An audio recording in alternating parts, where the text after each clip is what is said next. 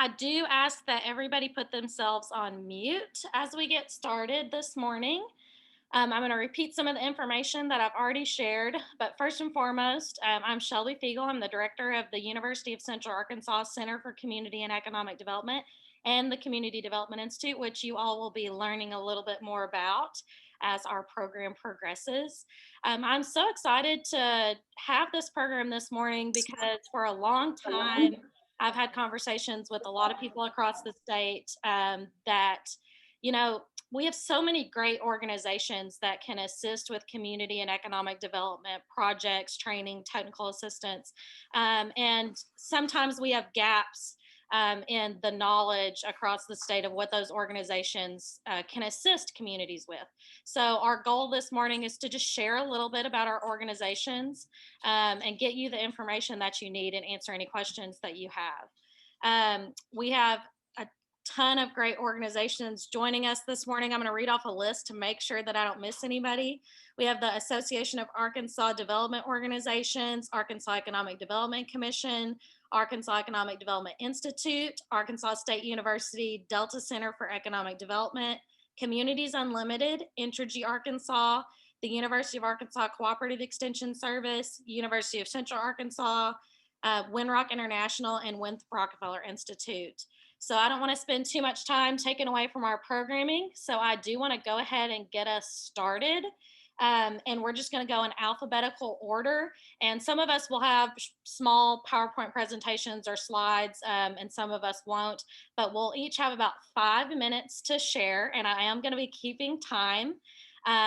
So know that we do have to move pretty quickly. I do want to keep us about an hour. We are recording as well. So if you know somebody that signed up that isn't able to be here this morning or just wasn't able to be here in general, we're going to be recording this and sending it out to everybody after we're done today.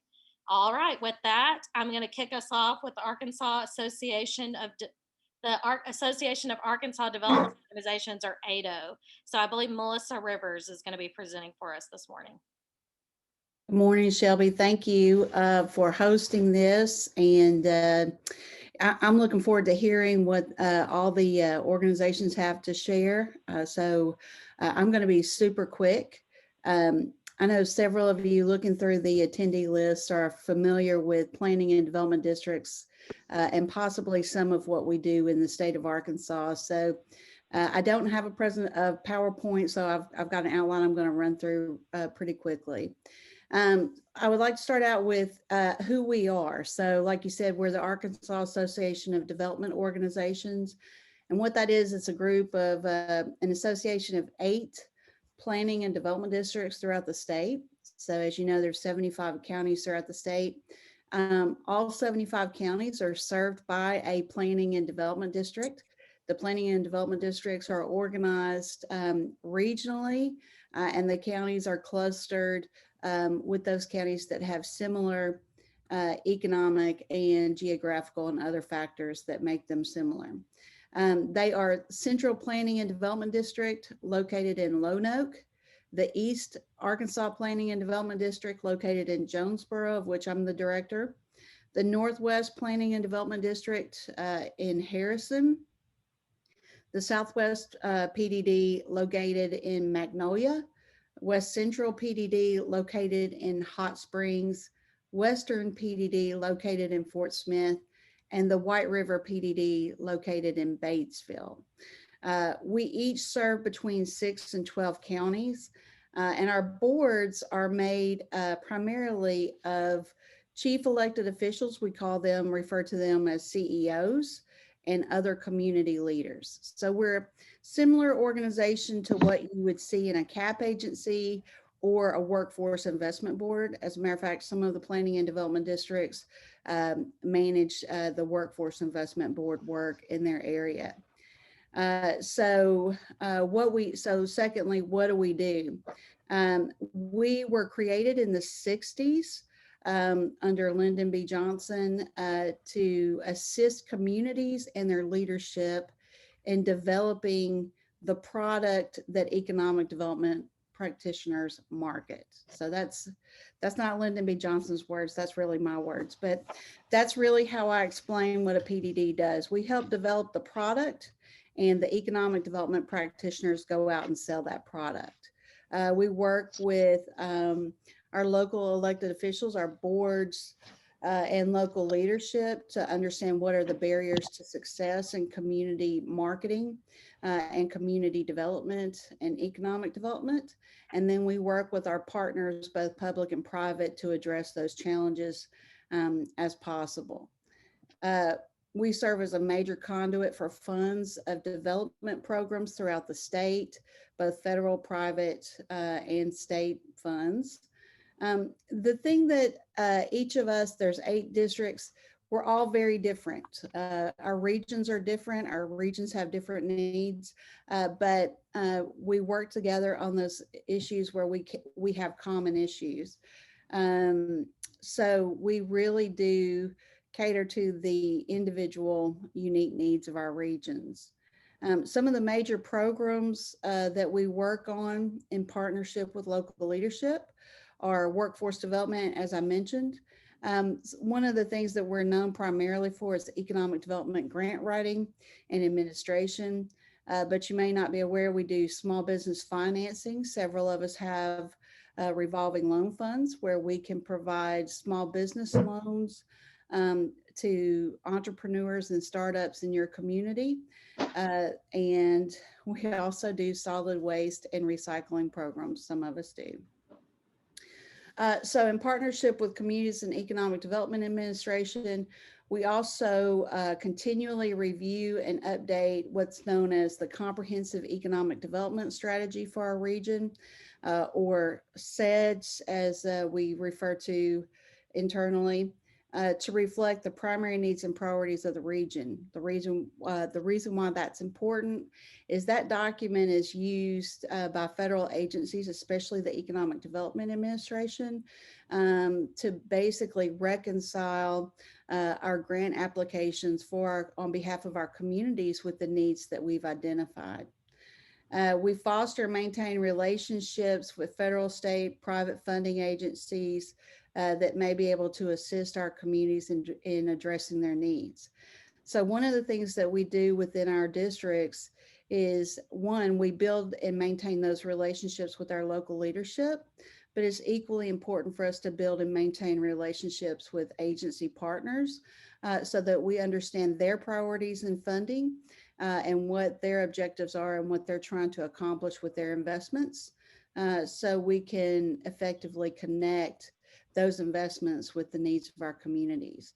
We don't have the time or resources to go chasing a shotgun approach. We really do try to develop our strategies with a more rifled approach in how we interact with our agencies.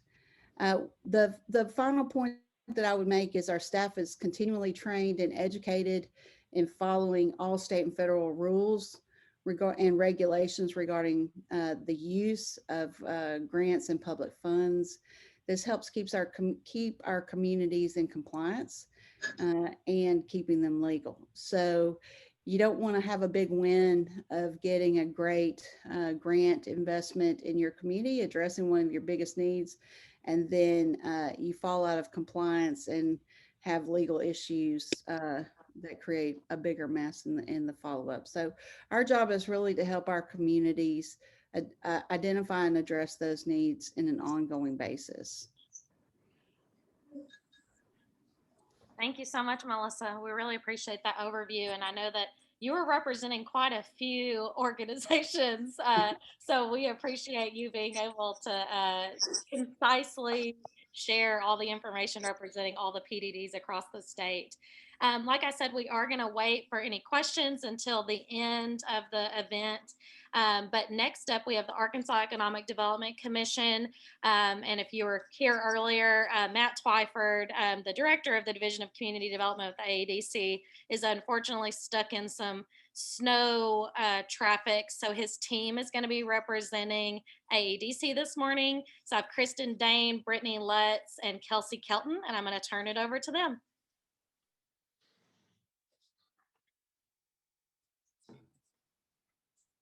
Hey, so We're the state's economic development agency.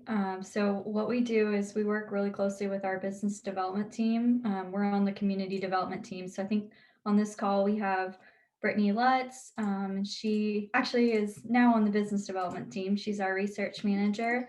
And we have Kelsey Kelton, who is our Northwest Arkansas regional manager on the community development team. I'm not sure if Matt was able to tune in via phone or not. I know he was trying. He got Kristen, pretty, I think, out there, but Matt, can you hear me? Yes. Yeah, can you hear me? Yeah, I was able to push my car out of a snow rut at the very last minute, so forgive me for being on the phone as opposed to the video, but thank you for that. And I do want to turn it over to my team as I'm catching my breath from all the huffing and puffing I just did through the snowy streets of Little Rock. But just wanted to basically point out that we function in a very similar way as Melissa just described. AADO, we have some of the same customers and some that are a little bit different in the form of chambers and economic development organizations. But we really, just like AADO does, try to identify issues in communities and connect them to resources. And we have a great team to accomplish that. We have a couple of tools that we work specifically on and would be happy to kind of do a one-off with anyone who would be interested in learning more about our Competitive Communities Initiative, which is a tool we use to evaluate communities with regard to their economic development strengths and opportunities. But we work very closely with communities across the state. We're kind of the face of the agency and really try to, under normal circumstances, be out in those communities to identify ways that we can really help. And so I'll turn it back to Kristen and the team to talk a little bit about the territory that they cover, and also mention that we have very excited to have someone coming to join our team in April covering the Northeast Division, and that will be Amy Williams, whom many of you know. So we have a great team, and I'm going to let each of them introduce themselves and talk a little bit about their territory, and happy to answer questions when this is over. Thank you. Thanks, Matt. Hey everyone, I'm Kelsey Kelton. I'm the Northwest Arkansas Regional Manager for Community Development in at the AEDC. And yeah, just as he mentioned, we're typically the collaborators as far as plugging in resources, plugging in our communities with you all and the groups that are on this call to make sure that they have the resources they need. And as far as our territory, I cover 18 counties in Northwest. So I go all the way over to Mountain Home, so Baxter County, and down to Russellville, Yell County, and back over to Logan County. So I'll turn it over to Kristen to let her, or to share what area of the state she covers. And yeah, look forward to welcoming Amy to our team soon. Hey, so I'm Kristen Dane. I cover South Arkansas.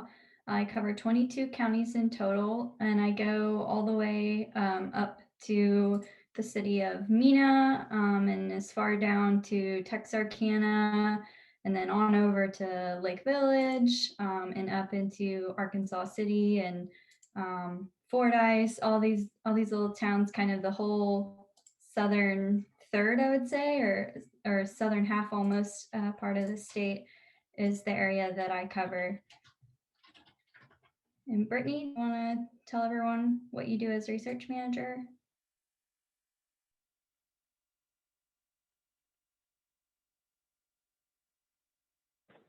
They have some mute issues there.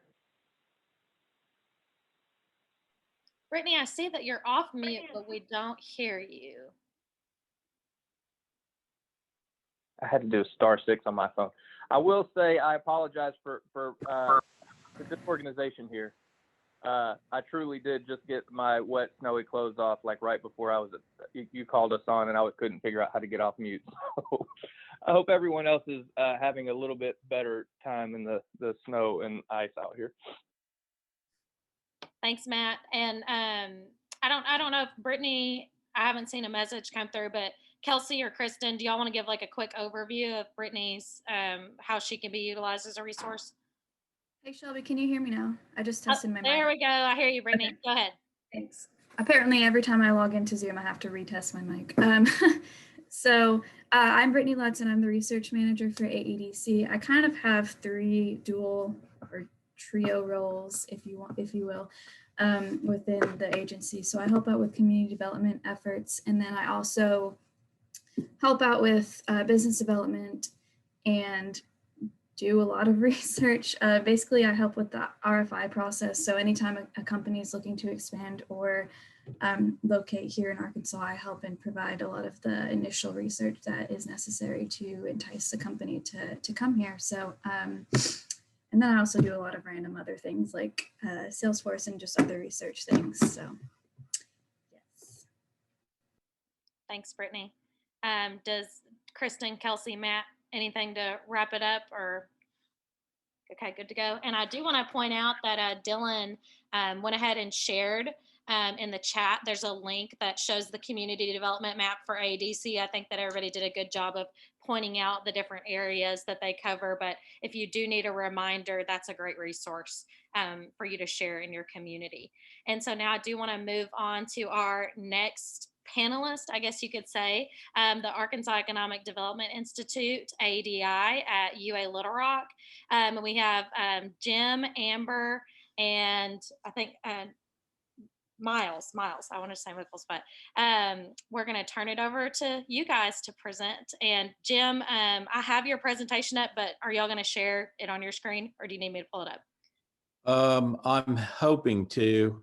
I don't know how to do this. So I'm going to try to see if this works. Does it? You got it. That's it.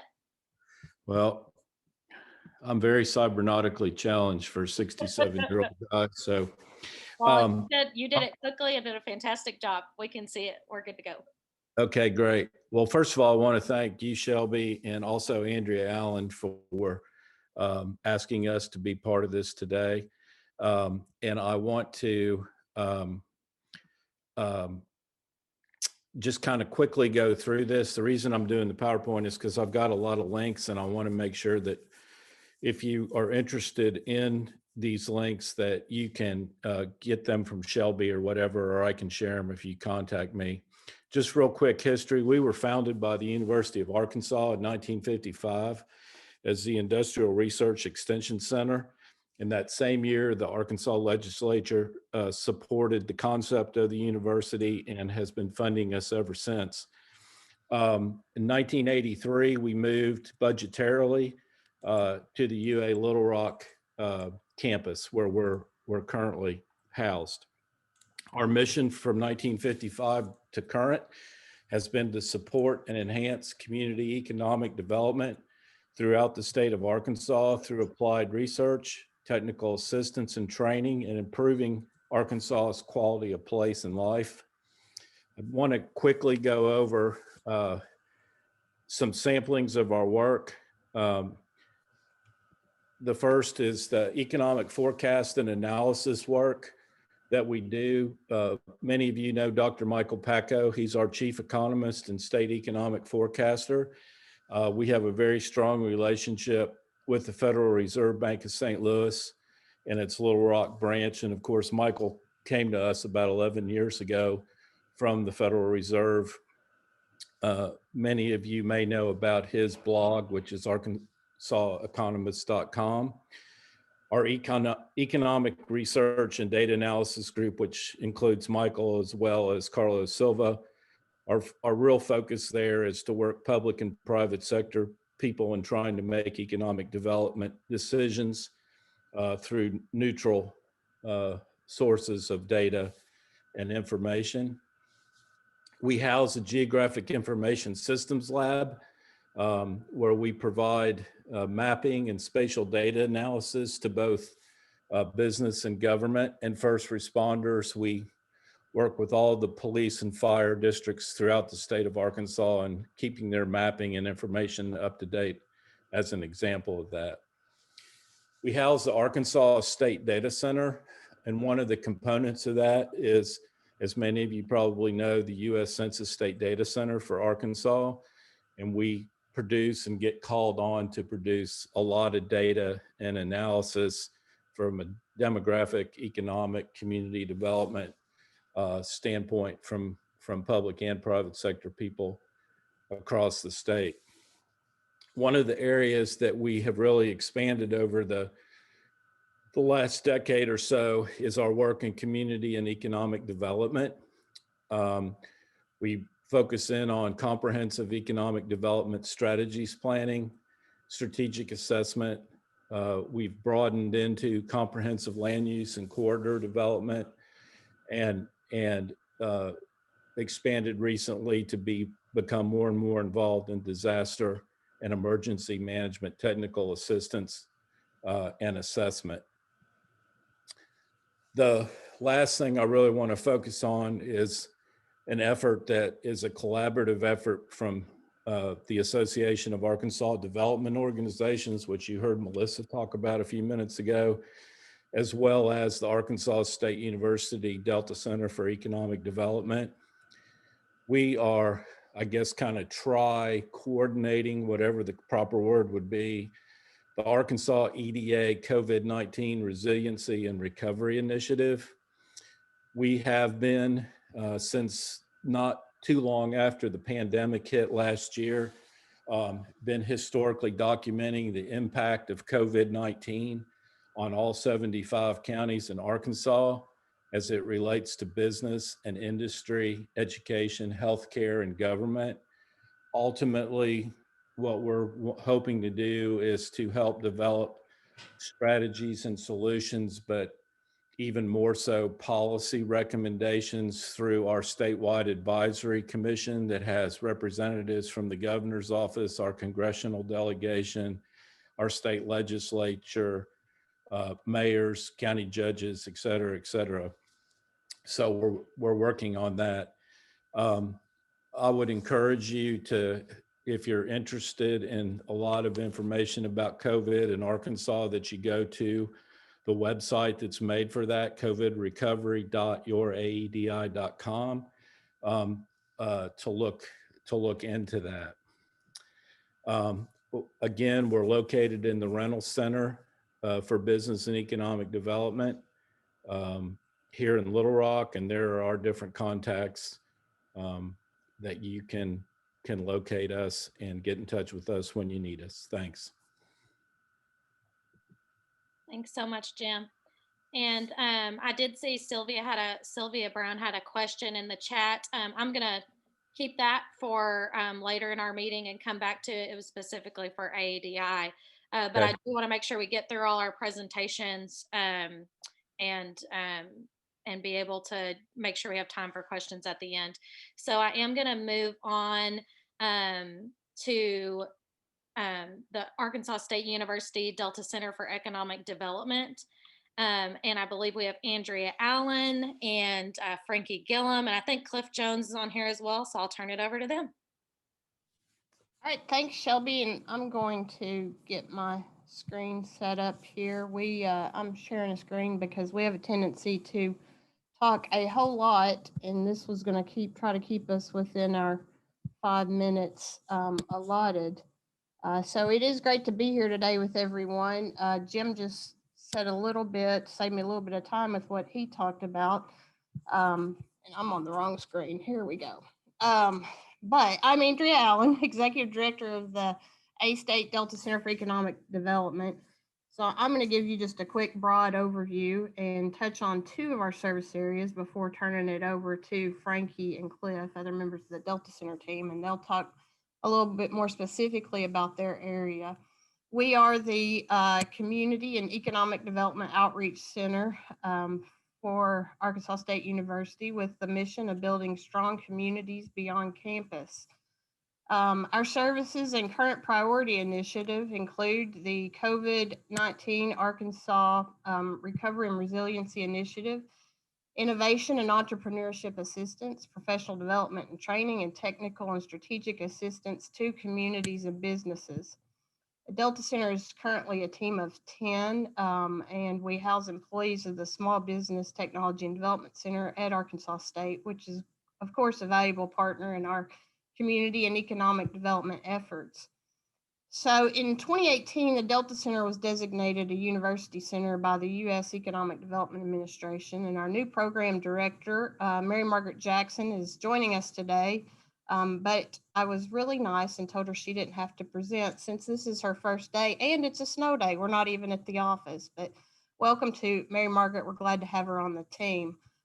This past year, as Jim mentioned earlier, the Delta Center, along with AEDI, received supplemental funds to do the Arkansas Recovery and Resiliency Initiative. And I'm going to kind of skip over this. I've got the link up again for you can go to for resources and the dashboard. But since Jim mentioned it, I'm going to try to save us some time and just go right on. Innovation and entrepreneurship. We all know that if there's anything positive that's going to come out of this pandemic, it will be the acceleration of innovation and entrepreneurship. And so A-State Innovate integrates innovation and support for startups with 3 locations: the Garage, which is a makerspace located on campus, the Shop, an industrial workspace, it's in the industrial park in Jonesboro, and the Lab, which is also known as the Catalyst, located at the Arkansas Bioscience Institute on campus. Both the Shop and the Lab locations also have business incubator space for lease. Now, I've been told that our wet lab space is the only one of its kind in the Mid-South, and certainly something to promote for innovators in the science field. And so now I'm going to turn it over to Dr. Cliff Jones, the Deputy Director of the Delta Center, to talk about professional education and training. Thank you very much, Andrea. Hello, everyone. I'm going to briefly highlight 5 areas that relate to professional development and education and training at the Delta Center. First, we provide support for Arkansas Manufacturing Solutions, fellow ASU employees there, 3 of which are located in the Delta Center. And they offer workforce trainings focusing on manufacturing and business and industry in Arkansas in efforts to give them a more competitive edge. Next, we have a partnership with Arkansas State University Newport Jonesboro campus, where we work with them to offer workforce training in the local area and also serve on the local workforce training consortium board. Next, we manage certified educational units and certified professional units for organizations and associations. We're also offering continuously a project management course online, which allows completers to take the PMI exams and certifications.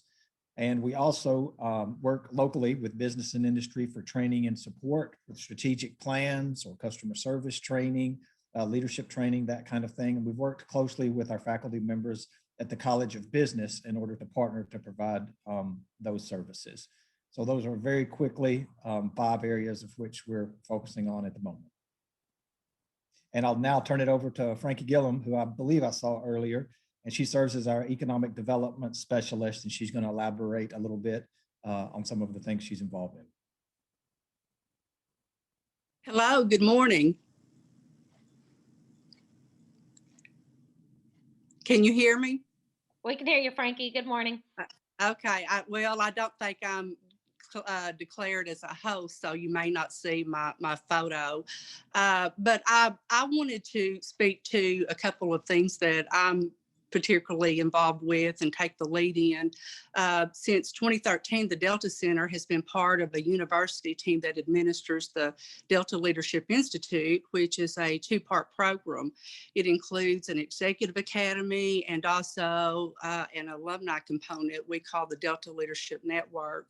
Our role with the Executive Academy primarily is developing field experiences up and down the footprint that takes us real close up and personal look at innovative community and economic development program.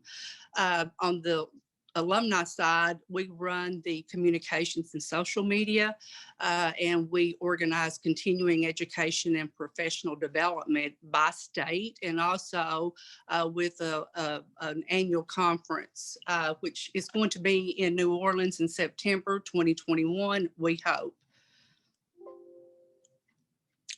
In-house, our community and economic development program looks like what you see on the screen. We rely heavily on the expertise, the intellectual capital within the university campus, our faculty members.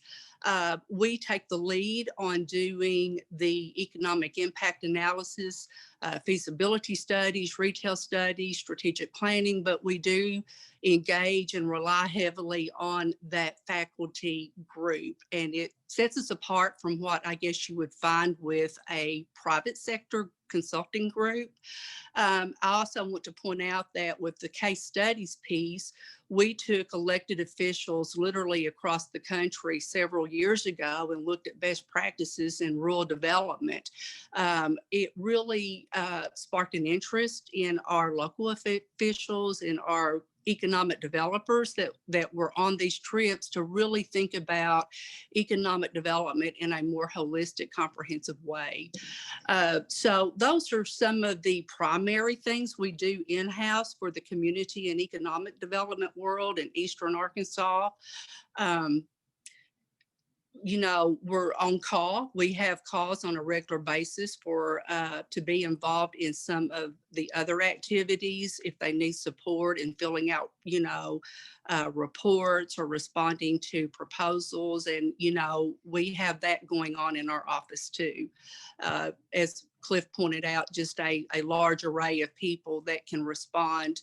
This last page shows the contacts and how you can get in touch with our group at the Delta Center.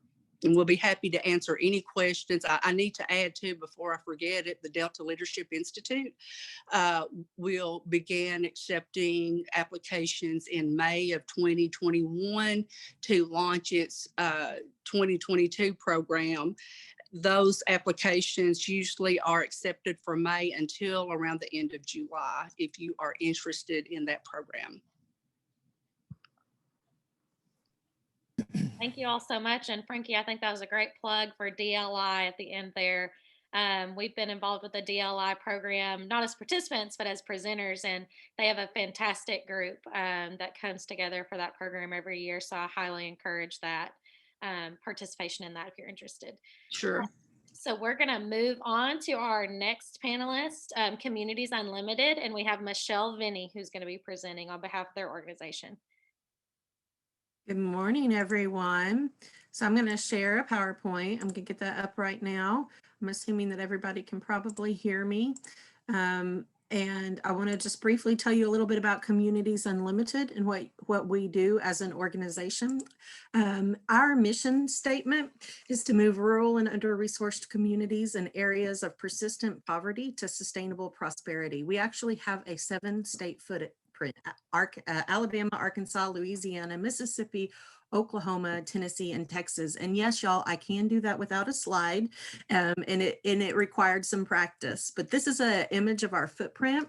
We work in a lot of places. Primarily, our work occurs in communities that are in populations of 10,000 or less. However, we have some services like some GIS and lending programs that do occur in larger communities depending on the needs as they arise. So this is our 2019 impact map. We do not have our 2020 updates for everything yet, but we are working on that very quickly as our annual report is scheduled to come out very soon. So I want to kind of break down quickly just a little bit about the services. So one of the biggest pieces of service that we offer is environmental technical assistance. So this is really important, right? When Communities Unlimited is looking at all of the things that build that community infrastructure that support communities through what they need to do.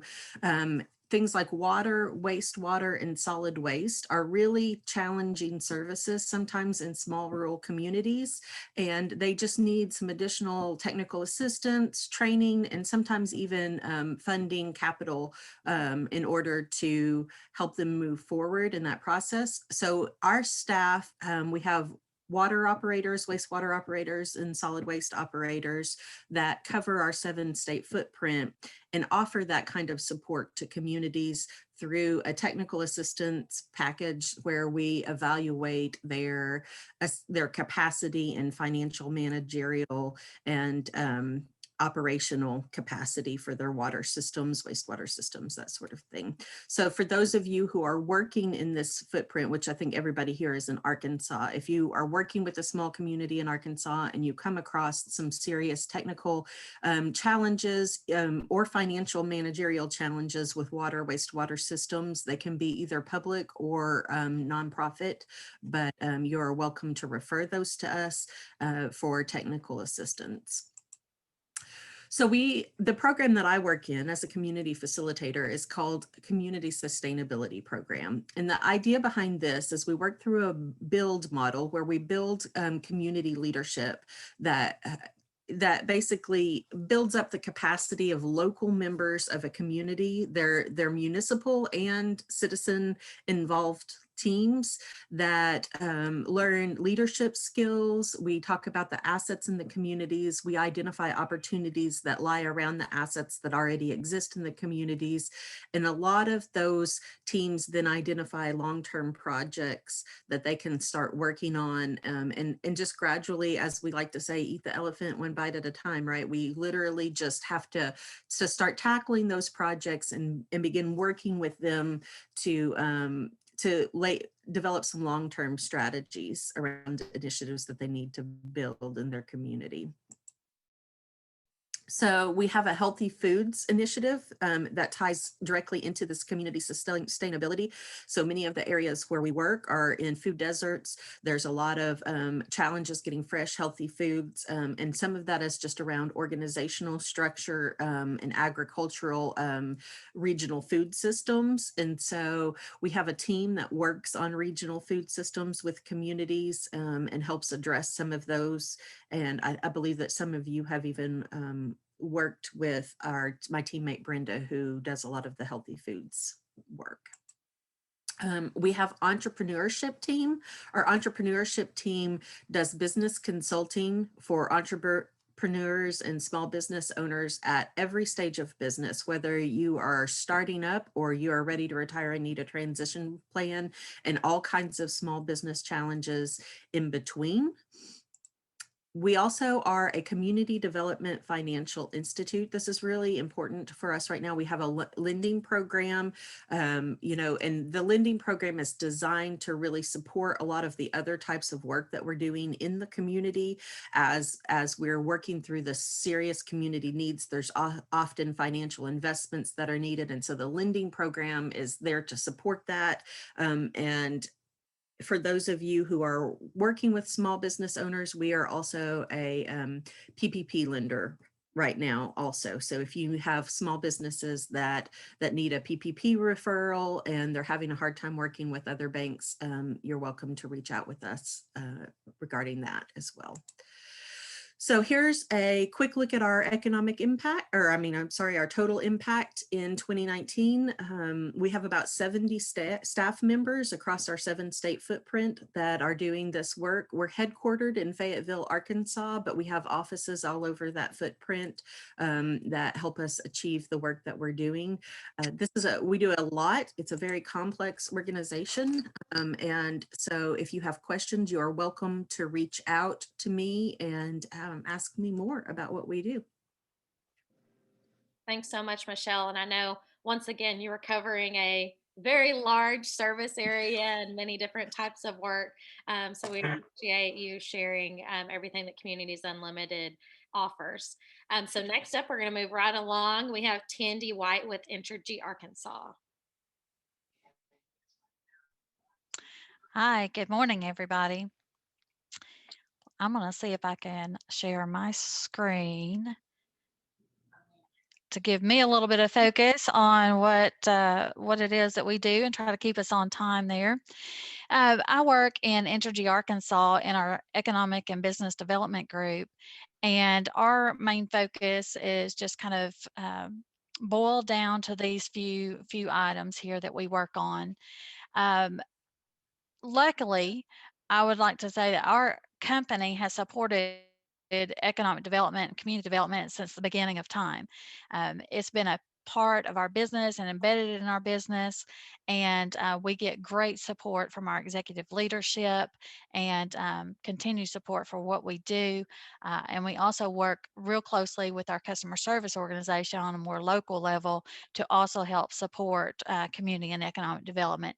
So although our department itself may look a little small, and we're a 7-person team, but we've got our CEO, Laura Landro, who certainly supports us.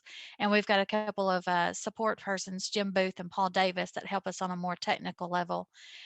You know, we reach out to only our Entergy Arkansas service territory. In the community development realm, a lot of what I work on is on our marketable sites and buildings. So you'll see at the top of our list, the Competitive Communities Initiatives. That is driven by Arkansas Economic Development Commission, but we certainly buy into that need and that purpose for that program. So we make it the top of our list as well. So each year, you know, we have a goal there to support that initiative and to help communities get through that process. So it stays at the top of our list with that. Also, with the Community Catalyst Program, we work real closely with Shelby's group at the Center of Community and Economic Development at UCA in trying to reach out to communities who maybe aren't quite there yet to reach competitive community initiative requirements, but who need just a little bit of motivation and success to get their community excited and moving forward on some initiatives. So glad to be working with CCED on that one. Select site certification is kind of my baby that I work on. I work with communities on identifying sites that are premier sites for our state. We have 8 in Entergy Arkansas territory that are certified across the state, and we highly promote those online through our Arkansas Site Selection Center, through social media posts. We do videos for those, 360 camera shots. So we really work quite a bit with those sites to make sure that they are out there and you know, top and center and site consultants inboxes. The Arkansas Site Selection Center, I'm going to step out for just a minute and show you what that looks like. Can you all see that? Hey, Tandy, I think your screen wasn't shared. I don't think it was too big of a deal though, but if you want to try to do it again. Yeah, let's try that again. I Hello. think you were doing such a great job presenting. I didn't want to stop you and let you know that. Well, and now I'm going to be all challenged here. Can you guys see?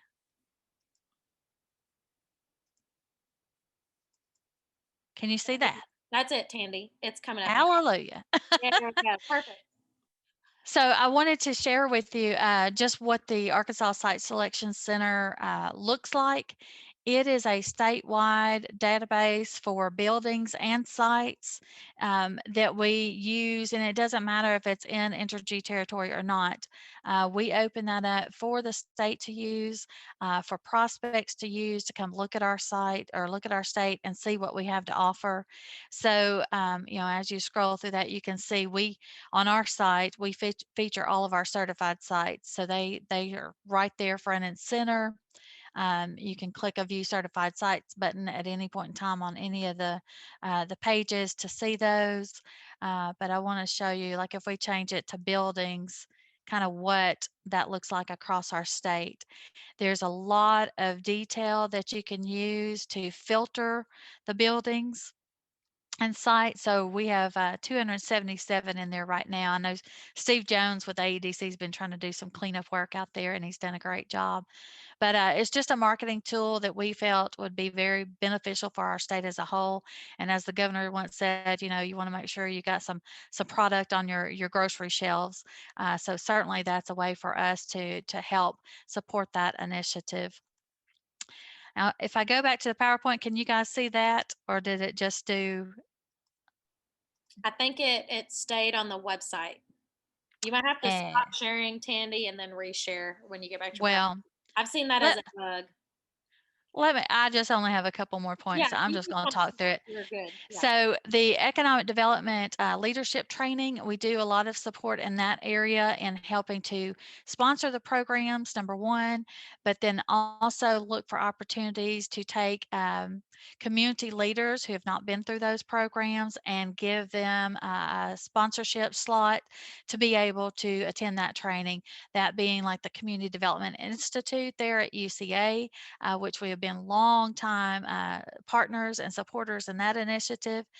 Also our Mid-South Basic Economic Development Institute, which is part of the Economic Development Institute. Both of those are nationally known programs, and we are very lucky to have courses in Arkansas that support both of those. So we want to certainly make sure that our community leaders get first dib at attending that training, and then going back and putting that to work for our communities. We do have staff that is involved in project management and RFI responses on the economic development level. We help there with them on developing the information needed to respond, and also on site visit preparation. So we're, work real closely with the Arkansas Economic Development Commission, their business development side, and their project managers. Then we also do have staff on hand that work very closely with our larger accounts to be kind of a one person shop for them for issues on dealing with account management, expansions, workforce development. So really giving that tailored support to them. Let's see. We do have a communication that goes out across the state called Arkansas Connected. So we try to keep a distribution list there and keep everybody kind of in the know about things that we're working on and things that we like to help promote. So a lot of times we'll see us promoting good things that are happening within our partner organizations, and we are certainly glad to be doing that. And I've talked about already the videos and 360s. If you guys have an opportunity to go out there to the arkansasiteselection.com and move around on that and look at some of those sites, you can see more about what we do on those. You can't break it, so feel free to move around and work around it. We also are getting more into workforce development through a grant that we just offered at the end of last year in partnership with the Arkansas Department of Education. So glad to be able to support the workforce development area, and also working to try to get some solar opportunities for some of our partners in the state with some of our solar build outs that we've had at a larger utility level, trying to share some of that efficiencies there that we have. So I'll leave it with that, Shelby, and I thank you guys for letting me have the time today. Thanks so much, Tandy. We really appreciate that. And I was gonna, Tandy, see if I could. There we go. I was gonna ask Julie Robinson is going to be next presenting on behalf of the University of Arkansas Cooperative Extension Service. And I know that we have a couple of more of Julie's colleagues on as well, so I don't know if they're going to be speaking, but I saw that Emily Smith was on too, who's a member of their team. But I'm going to turn it over to you, Julie, and feel free to share your screen if needed. All right, thank you so much, Shelby. I'm Julie Robinson with the University of Arkansas System Division of Agriculture Cooperative Extension Service. And I do believe Emily Smith is on here with me, but she might be the only one that I've seen so far. But I just want to thank Shelby and her team so much for hosting this and giving us the opportunity to share with y'all today. I have enjoyed and learned some myself. I learned that AEDI started out as an extension center, and I won't spend a whole lot of time on the history of the Division of Agriculture, but for some of you that may not be aware, the Cooperative Extension Service is part of the land-grant university system, so that's a nationwide system. Started in 1862 with the Morrill Act, and Shelby has had to sit through this entire presentation on the history of the land-grant system, but So every state has a land grant system. Started out with UA Fayetteville as our flagship. Then in 1914, they decided that they wanted to have a system in place for every state that extended the research and information at those institutions to help the people of those states. So that's when the Cooperative Extension Service was founded. And then in 1959, as the UA system began to grow, I think we're up to like 22 branches between our four-year institutions, our community colleges, and our non-credit bearing institutions. In 1959, the state legislature, Arkansas state legislature, split the Cooperative Extension Service and the experiment stations out from all of the campuses, because we serve the whole system and not just one campus. So that's when they founded the Division of Agriculture, and our name can sometimes be a little confusing. We're not just agriculture. We have 4 program areas, and that is, of course, Ag and Natural Resources, my program area, Community, Professional, and Economic Development, Youth Development with our flagship program 4-H, and then also Family and Consumer Sciences. So I'm going to break down some of what the Community, Professional, and Economic Development program area covers for the state of Arkansas. So hopefully you're seeing my nice, pretty PowerPoint and not my cheat notes, because I absolutely have those. So Community, Professional, and Economic Development is the program area for the Division of Agriculture that I'm going to be talking about today. And so this is our wonderful team. Hopefully I didn't leave anyone out, but as you can see, I work with a beautiful group of people, and some of them are not pictured for different reasons, but this is the fantastic group of folks that I get to work with every day. So the first area, and because my department head asked me to present to y'all, I'm going to start out with leadership development, which is my program area. And so the first thing that we're probably most recognized for is our LEADAR program. Started in 1984, 36 years old. We are on class 19. It's a 2-year intensive leadership development program that is, I believe, the oldest leadership development program in the state. It's a little bit different though. It is a little longer than most programs, and it also has a national and an international component, and also a leadership project that's associated with it that's required for completion. Also in leadership development, we offer personality type assessments, primarily True Colors has been our longest standing one, but we are getting certified in some other different assessments. We are providing a leadership lunch and learn. This is brand new for our LEADAR alumni, and pretty excited about that. A lot of effort has gone into kind of getting that off the ground as a LEADAR alumni kind of benefit. We also help in other areas as far as leadership goes, and that's conflict resolution, effective meetings, virtual communication, how to conduct successful meetings with the ABCs of parliamentary procedures. I've heard some pretty terrifying stories of really poor Parley Pro at different legislative meetings, whether it be local or state or even national. So that can be a really confusing topic. And so we try to alleviate that and educate on Parley Pro. Another area that we provide education in is local government. Probably the biggest thing right now that you'll see from a lot of our media is the rural profile. So Dr. Wayne Miller and Ellie Wheeler have recently launched the most recent rural profile. And we're pretty excited about that. A lot of really great information, and we've got a really cool online dashboard. Dr. Miller also shares a lot of other information as far as county funding, how local governments are funded. There's some cool infographics on property taxes, how they impact you, how they're used, and they break it down by county, and there's just a lot of kind of metadata that you can really dig into as far as local government. And there's also an online course if you're not really sure how local government in Arkansas functions, how it's managed and structured. We do have an online course for that as well, and that was designed by Dr. Miller. Our Public Policy Center is really awesome.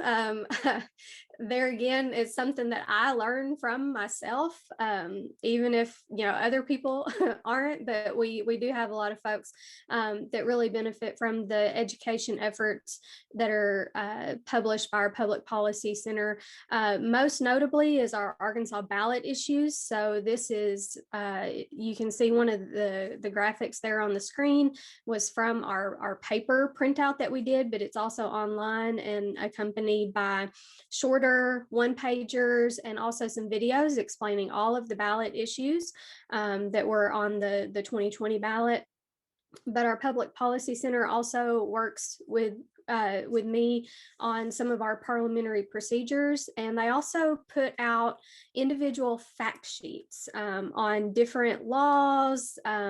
If there's like a local tax or any sort of levy or anything like that that is trying to get passed, you can reach out to our Public Policy Center, and with enough advance notice, they can work with you to help you put together a one-page breakdown of what that means so that people can know what they're voting for. Because I don't know about y'all, but I've gotten into the ballot box, and looked at the wording and not really understood what, if I vote yes, what that means, what I vote no, what that means. So definitely very helpful in interpreting new laws and regulations. And so even when we're not publishing ballot issues, our social media and our blog always has updates as far as what's going on, especially like right now with the state legislature being in session, keeping up with what's going on there. Our Arkansas Procurement and Technical Assistance Center, or PTAC, is part of a nationwide network for procurement technical assistance centers. And they basically work to help Arkansas small businesses successfully get government contracts and to provide services at a national level. And they have been helping Arkansas businesses for about 25 years, and they have converted they've converted really well into the online no contact assistance for those Arkansas small businesses. So they've got a lot of online and virtual trainings available. You can go to their website. They've also got a lot of really good just resources like step-by-step screenshots, different things that those small businesses that are interested in getting some government contracts, what they're going to encounter, walking them through the process. And they're part of that national system, so they can, if it's something that they don't know, which is very rare, our team's pretty awesome, then they've got other resources that they can reach out to. But they've got a ton of really great resources, and so definitely go check out their website.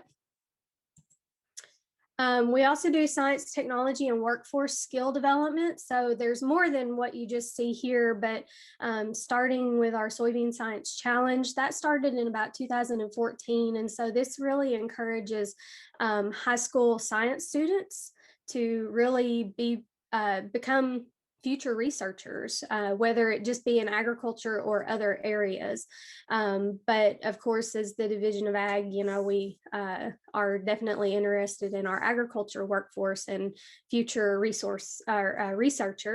So we have the Soybean Science Challenge, and that focuses on soybean and sustainable agriculture research and provides education not only for students and cash prizes for students at state and regional and state science fair here in Arkansas. And it's funded by the Arkansas Soybean Promotion Board, but it also provides Arkansas Department of Ed CEU credit for Arkansas teachers if they complete the online course for that. The Soil and Water Conservation Field Trip Series, this group is pretty awesome, pretty innovative. They were doing virtual education before virtual education was required due to COVID-19, but they've been providing virtual field trips since 2018 with a grant funded by NRCS, and on various sustainable water and soil conservation practices. And they've taken place all over the state live from the field. And they also provide continuing education for a couple different groups of folks, including Arkansas high school science teachers. And they also provide lesson plans that go along with each virtual field trip also. And then of course, our income tax school in 2020, they did a really great job of pivoting. They were able to provide at least one face-to-face, but then they converted to online and virtual delivery and did a fantastic job and continued to provide those required continuing education credits for income tax preparers across the state. And those are just a couple. We've got Entrepreneur Camp and various other workforce development programming available. And then also we do provide strategic visioning, planning, and action for organizations, communities, and regions. Our Create Bridges program is a pilot program designed to raise awareness of the role of businesses and how they play a key role in local economies, what are their challenges and barriers, and help them implement strategic plans and how they can kind of strengthen their business model, and also looking at accommodating tourism and entertainment within those regions. And right now they're in Little River, Howard, and Sevier County. And then we also have a general blog that covers topics of strengthening Arkansas communities. We have the opportunity to have regular spots on KUAR, which is the Central Arkansas NPR station.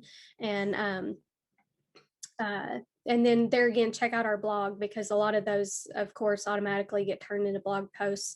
And our Create Bridges crew also has a podcast, a new podcast that just started this year, or maybe it was at the end of last year, but definitely go check those out. So I know that kind of covered a lot of information in a very small amount of time. And Shelby, I hope that I didn't go over, but I'm happy to answer questions at the end. And Shelby, I'll yield the floor to you so that we can get on to the others. I like how you said yield the floor, going back to those parliamentary procedures. Julie's already shown off her skills. I did want to say thank you so much, Julie. We are going to go obviously a little past 11 o'clock, but I do want to encourage you to stay on and stay with us a little bit longer, because we have a couple more presenters. I'm going to skip over UCA because I want to make sure that our partners get the time to interact with you all. So I'm going to move on to Winrock International. And I believe that we have our friends Lindsley Kincaid, Michelle Perez, and Jordan Williams on with us. So I'll turn it over to them. Hey everyone, good morning. And yes, my name is Michelle Perez, and I'm going to share a little presentation that I had put together. One second. This should be relatively short, hopefully. Let's see here.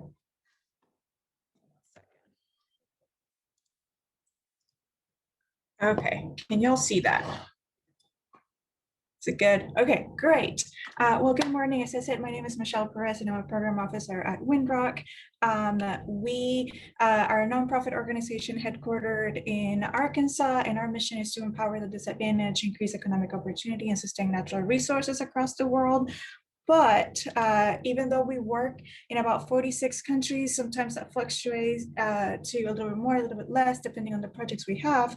My team focuses entirely in the US and primarily in Arkansas and in rural communities in Arkansas and of the South to honor the legacy of our founder, former Arkansas Governor Winthrop Rockefeller. And our work really focuses on three major areas. We have a lot of programming that falls within each of these areas, but I'll just provide a kind of holistic overview of it. We work in community development, and that's the work I lead along with my colleague Jordan Williams.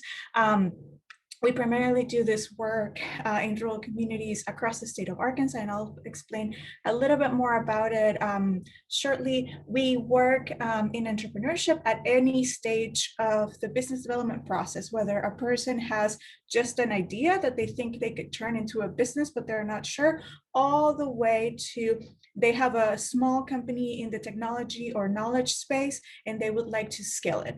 And then finally, we work on economic development, trying to create in communities the proper environment and ecosystem so that these communities, especially a focus on rural communities, can attract businesses, employment, and just grow economically. So I'll give a little bit overview about some of the projects that we have.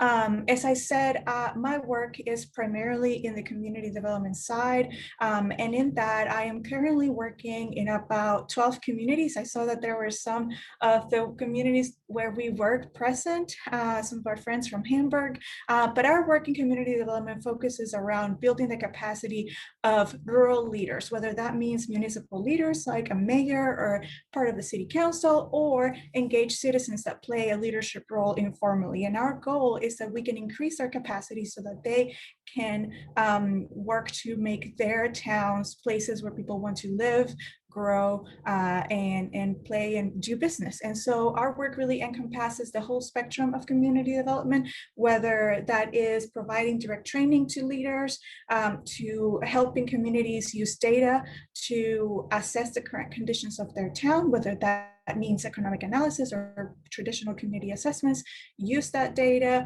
to develop priorities and projects that will enhance their town, and then helping them find the partners, the funding, and teaching about project management and development so that these communities can be successful and sustainable in the long term. We've done this work in about 70 communities around this state, plus the 12 that I am currently engaged in. And it's very place-based. And so we work with specific communities, sometimes 3 or 4 at a time. And we do so for a relatively long period of time, about 2 to 3 years are usually how long we're in communities. But even after our projects and formally, we always stay engaged with our community leaders. And I think Lake Village is a good assessment of that. We've worked in Lake Village, whether that is formally or informally, for about 10 years now. And so we really want to make sure that our communities are sustainable, and that if we can help, whether it is through a specific project, working one-on-one, or informally, we're there for you. Next, I want to speak about our Upsort project, which is a little bit different, but this project is focused on providing training surrounding the topic of substance and opioid use disorders. We know that nothing that we do in communities will matter if our residents are not healthy. And opioid and substance use disorder has been a issue that our rural communities, especially in the north part of Arkansas, are experiencing. And so we have a lot of resources. We provide trainings to adults regarding opioid substance use disorders. We provide specific training to youth in local schools in a 5-county region around the north central part of Arkansas. But we also have a whole web of online resources that are available to everybody around the state, and that I would like to highlight. That's the project website, winrock.org, Project Upsort, and you'll see educational modules, informational videos that are short, but could be really useful to organizations, businesses, on a whole host of things, whether that is reducing stigma around the issue of substance use disorder, opioid use disorder, to specific resources that people can access to get counseling or support if they're trying to get in recovery. There's also information around how to identify a overdose if you see somebody presenting any of the symptoms, and then how to respond, whether you have Narcan, which is the medicine that you do to avoid someone dying from an overdose, or if you don't. And this project is happening now, so that website will be updated as new resources are developed. All of these are free, and I highly encourage you to take a look at that site. And if you have questions, I'm happy to answer them as well. The next project, which I think it's one that creates some confusion, and that's why we're doing it. It's called Opportunity Arkansas, and it's a partnership with the Delta Regional Authority, AEDC, and the Winthrop Rockefeller Foundation. And we are providing technical assistance and support to the opportunity zone communities around the state. We know that these are and were designed to promote economic development in underserved, low-income communities. And there is a lot of confusion around how, especially at the community level, these leaders and communities can take advantage of the tax incentives to investors to support community and economic development. And so we have a whole team that is dedicated to providing technical assistance around this to investors, community leaders, project sponsors, and we also can provide support, whether that is identifying a potential project, ensuring that that project meets the requirements to fit within an opportunity zone project, all the way to promoting your community. If you have an opportunity zone, and helping you really create the space for this to be of benefit to you.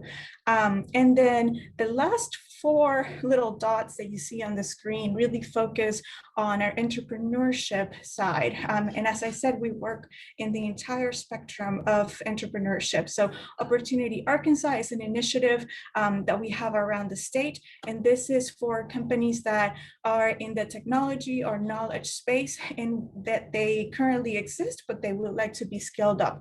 And the goal of that project is that we help the state of Arkansas increase the median household income and the number of high-paying jobs that we have around the state. We have a whole team of experts that have helped countless businesses expand and support that goal. The Arkansas Women's Business Centers provides free support, whether that is training, direct assistance, and mentorship and support to small businesses all around the state. Though our focus is to support women-owned businesses and minority-owned businesses, we are also able to support any type of small businesses. And these are the most traditional type of businesses, such as, the mom and pop shop, Main Street, all those businesses that are truly vital for communities to thrive in the long term. There are restaurants, or laundromats, hair salons, small businesses all around. And then finally, the iFund really helps people that they have a business idea, they don't know if it's going to work, and they want to test that out. And the goal of that project is to support entrepreneurship and ensure that they do it in a less risky way, because there's not a lot of incentives or expenses that they would have to put up front if their business idea doesn't work. So we have a team that provides a lot of technical assistance training, as well as they go through a project discovery process to really know if their idea is truly marketable. And so I know that this is a lot, and I just covered a little snippet of what we do, but if you do have any questions or want to follow up, my email and my phone are listed here, so please feel free to reach out. We'll be happy to assist. Thanks so much, Michelle. We really appreciate that overview. And so now I'm going to move on to our next guest. Like I said, I'm skipping over us, and we're going to go to the Winthrop Rockefeller Institute. I know we have James and Amber on to present on WRI's behalf. So I'll turn it over to you guys. Yeah, thanks, Shelby. Thanks to everyone for hanging in there to let us wrap up this excellent program. We're so excited to be here today. I will share a brief presentation as well. So again, I'm Amber Jackson, Program Officer at the Winthrop Rockefeller Institute, here with James Hopper, our Director of Programs. The Institute is located atop Petit Jean Mountain on the grounds of Governor Rockefeller's former cattle ranch. If you've not been to visit us, we invite you to come up. It's a beautiful campus. Embedded within all of our work is the Rockefeller ethic, which holds that when you combine collaborative problem solving with respectful dialogue and diversity of opinion, it results in transformational change. Some of our services, we offer facilitation, both in person and in the virtual environment. We serve as a conference center, a corporate retreat location, and we offer several workshops on meeting facilitation and design training, leadership development, team building, engaging in difficult dialogue. And we also have several in-house programs. We've done a large-scale program in rural healthcare. We've got a new program starting up on recidivism and reentry. And then we have a rural and community economic development program called Uncommon Communities, begun in 2015. And that's the program that we would like to highlight today. So we have just opened up applications for Uncommon Communities. It's a one-year foundational community and economic development program. Foundational meaning that it focuses on team building, meeting and organizing skills development, recruiting volunteers, fundraising, and building momentum within communities through small-scale project completion. All of this is in preparation to take on some of the larger scale community and economic development programs and projects that you've heard about today. So this year's community cohort will come from the southwestern region of the state. So if you are from a community in one of these 12 counties in the map here, or if you know or work with folks in that region, we are encouraging and accepting applications through March 15th. You can find everything that you need at a link that I'm about to paste into chat or by contacting me directly. I'm also going to put my email in there. And we also invite you to connect with us on social media. With that, I will turn it over to James with any additional thoughts. Did a great job, Amber. I think the only thing I'd like to say is that the Institute is closed right now due to some snow issues, if anybody else hasn't noticed that. But we would love to have everybody come back up there. Things are starting to calm down a little bit with COVID. We have some great retreats that we're marketing until COVID gets a little bit more under control for 10-person teams or less. If you would like to learn a little bit more about that, feel free to reach out. But we're really excited about Uncommon Communities for this next year and working in a new area of the state down in the Southwest region. If you have been working down there and have some great community leaders that you have worked with, we'd love to connect with them and see if this is a good fit. So if you'd like to email Amber directly and put her in touch with somebody, that'd be great. And I hope to talk to all of y'all again soon. Thanks for having us. Thanks so much, James and Amber. We really appreciate that overview. And definitely, yeah, if anybody from Southwest Arkansas is on the Zoom, the Uncommon Communities program is a really great program to look into. Before we wrap up, I do really quickly want to share the slides that I was going to share on behalf of UCA. Let me pull that up really quick. Here we go. And I just have this this one slide that I'm going to present. Can everybody see that? Hope so. There we go. Okay. So just really fast, overview of our team. We are the University of Central Arkansas Center for Community and Economic Development, but I'm sure most everybody knows us as the Community Development Institute. We'll take either names, it's fine, CCED or CDI. I have my team on with me today, Emily Cooper Yates, our project coordinator, and Dylan Edgell, our assistant director. We're a small team of 3, but we try to make as big of an impact across the state as we can. So real quick, CDI, like I said, is our largest, longest standing program. 2021 is going to be our 35th annual Institute of CDI at UCA, and it really embodies what we share at CCED as community development facilitates economic development. CDI is a 3-year program with an optional 4th year at the advanced year. And it's 1 week of training per year. We always go the first week of August. I've saw many CDI graduates, participants, presenters, sponsors on the Zoom today. And I want to thank you guys for being here. Graduates can obtain their PCD, which stands for Professional Community and Economic Developer, after completing CDI, which I am a PCED certified. And then we have approximately about 150 people that come to CDI every year. Our year 1 class, we typically have about 50 to 55 people in there. Right now, we actually are full on registration for CDI year 1, 2021, but we are taking a wait list. So anybody interested, please contact me or my staff and we'll get you on that list. The real thing that I wanted to share today was our technical assistance and training programs that we offer. So I'm just going to run through those really fast. And if you have questions or interested in learning more about any of these, once again, please reach out to our staff. We offer strategic doing workshops. Strategic doing is strategic planning turned on its head. It's using the assets you have at your disposal to create feasible, achievable goals at the community level, building trust, collaboration, energy around those projects, and getting things done is what we like to focus on.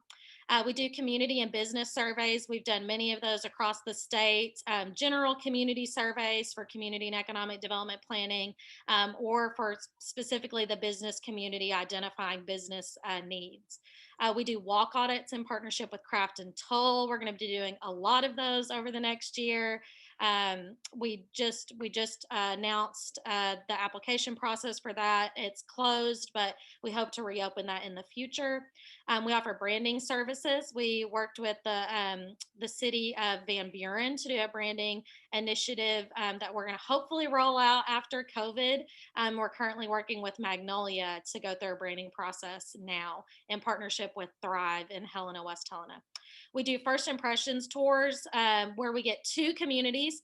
They switch places and they evaluate one another. So they do kind of a high level SWOT analysis, and we provide and facilitate that process and offer the first impressions tour assessment that gives those community leaders everything they need to be a part of those assessments. And that's a really fun program and a great way to connect community leaders with one another. We also do general community organizing and leadership development. So kind of that foundational level of training that if you have maybe a new leadership group or you want to involve new leaders, that would be an appropriate way to accomplish some of that training. We also provide ESRI data for communities. So if you're interested in learning more about the demographics, even retail market leakage, we can pull that for you through that program. That's free of charge. Definitely Dylan Edgel has been a blessing to have because he is the data guy on our team, and he does a great job of putting all that information in a very readable format. We also do a business retention expansion program. This is primarily more for rural communities. It's just a toolkit of how to start a basic BR&E program, if anybody's interested in that. And then we connect communities with students on campus to do student service projects. That's ranged from looking up information in Morrilton about maybe building a bridge across the Arkansas River, a feasibility study for that. We've connected them with marketing classes to create videos or do market analysis for communities or even neighborhood groups. So our students are obviously a big part of what we do at UCA, and we want to bring them into the community and communities across the state. And then training outside of CDI, we offer 1-day customized regional trainings, community conversations, which are on now, our virtual training series in partnership with Entergy, AEDC, and the Delta Center at ASU. We're going to be doing one of those every month, so be on the lookout for emails for future community conversations events. And then we do poverty simulations that are virtual and in person. Our virtual poverty simulations seemed like an impossibility a year ago, but we made it happen. And they're actually really informative and fun and a great experience for any community or leadership group. We also do a simulation called the Futures Game. which we can do virtually or in person. That's also a group for leadership groups. It's a community and economic development long-term planning simulation, kind of teaching you the importance of thinking of future long-term planning. And then the Newtonia simulation, if anybody's ever been to CDI, you know what Newtonia is. You might have positive feelings, negative feelings. It's also a community economic development simulation to simulate how leadership and conflicting ideas can cause issues in your community and how we work through those. And then we have a CDI book club next Wednesday. We're having Doug Griffith's 13 Ways to Kill Your Community as a part of our book club in person. If you need details about that, please email Dylan. We're still taking registrations. We have the CDI podcast launching season 2 in March. And then the CCED blog, which I'm calling, and I don't know if this is true, but I'm going to claim it, the first community and economic development blog in the state.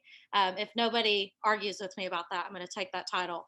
Even though I think UAEX, we'll have to go back and look at the dates and see who started theirs first. And then we have our Arkansas Municipal League City and Town Magazine monthly articles. And we are always looking for article ideas, and we like to highlight communities and organizations across the state. So if you are interested in being featured in City and Town Magazine, please reach out to our staff. And I talked as fast as I possibly could. Hopefully you understood everything that I said. And thank you for sticking on past that initial 11 o'clock time frame. We really appreciate it. And so now, really quick, I do want to go over any questions anybody might have. I know we had a question earlier in the chat for Jim and his staff at AEDI. Jim, the question was, is your COVID relief website collecting CARES Act allotments and usage? Yes, and Miles is going to show that real quickly, very quickly. Yeah, so I pulled up, I saw the question, I pulled up our COVID recovery website. I'll just pull it up and show you if I can get to it. It doesn't have all of the allotments for the CARES Act, but if you go to the covidrecovery.uaedi website, at the top under data and dashboard and go to federal spending by county, it'll pop up this tool, which this is showing from January 1 last year, January 1 this year, all the federal spending by county. And then if you come to this drop down box and do disaster or emergencies, just CARES Act funding, the total amount and how many times it's been awarded. And then there's several different options that you can look at. The second CARES Act selection there also includes PPP loans and healthcare and Enhancement Act funds. So it's statewide total, but there is some of that information there. And this is a new tool that we just got up. Thanks so much, Miles. I was actually unaware of that tool as well, so I'm really glad that question was asked. Does anyone else have any questions? Feel free to unmute yourself or type it in the chat. Okay. I waited a couple of seconds. It seems like we're good. Again, I want to thank you all for staying on a little bit past time. We had a panel of just fantastic presenters and fantastic organizations that do amazing work across the state, and we're really fortunate to be connected to all of them. I do want to share that number one, I'll be creating a contact sheet for all of our panelists. So if you do have any additional questions that you want to ask, feel free. I know all of them want to connect with you. So shoot them an email, give them a call. We'll get that out to everyone. As I shared at the beginning, we did record this session. So if for some reason you had issues with connectivity or you had to jump off, we're going to be sending this out. I'll upload it to YouTube. It can be shared widely. And Dylan, I saw in the chat, Dylan reminded me, I do like to get group pictures. So I apologize in advance. If you don't like them, you can turn your camera off. But I do want to get pictures of everybody that was joining us. So I'm going to get a few because we have a couple of pages. So this is the first page. On 3, everybody smile. Okay, I see everybody getting their cameras on. Okay, 1, 2, 3. All right, that was the first one. Second one, 1, 2, 3. And then it looks like that last page, everybody has their cameras off, so we'll skip that one. But I do appreciate Dylan reminding me of that because I always forget. But just because we're not in person doesn't mean that we can't share our beautiful faces with the world. With that, everybody, again, thank you so much for attending. We really appreciated you being here. We had an awesome group, a large group this morning. Stay warm, conserve your energy. Shout out to Tandy. Make sure you're doing your part to keep our power on. And I hope you all have a great week and have fun in the snow. We'll see you later. Bye, everybody.